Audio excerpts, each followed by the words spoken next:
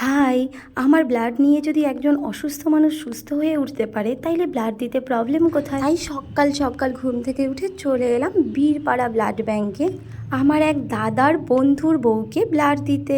আর এখানে এসে দেখি ব্লাড ব্যাংক একদম ফাঁকা, তাই আমরা তাড়াতাড়ি সব ফর্মালিটিসগুলো করে নিলাম।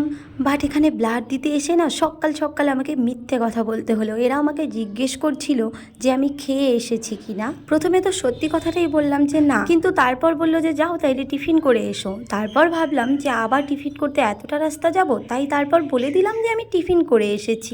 আর এদিকে দেখো আমার 4 মিনিটের মধ্যেই এবার ব্লাড দেওয়া কমপ্লিট হয়ে গেছে। তারপর আমি উঠতে যাচ্ছিলাম, বাট বুনু আমাকে জোর করে শুইয়ে দিল, কারণ ওরা একটু পর উঠতে বলেছে। আর আমি এর আগের বার যখন ব্লাড দিয়েছিলাম তখন প্রায় 13-14 মিনিট লেগে গেছিলো আমার ব্লাড দিতে, তাই এইবার যে এত তাড়াতাড়ি হবে আমি তো ভাবতেও পারিনি। তো চলো দেখা যাক এখন আমাদেরকে খাওয়ার জন্য কোথায় নিয়ে যায়।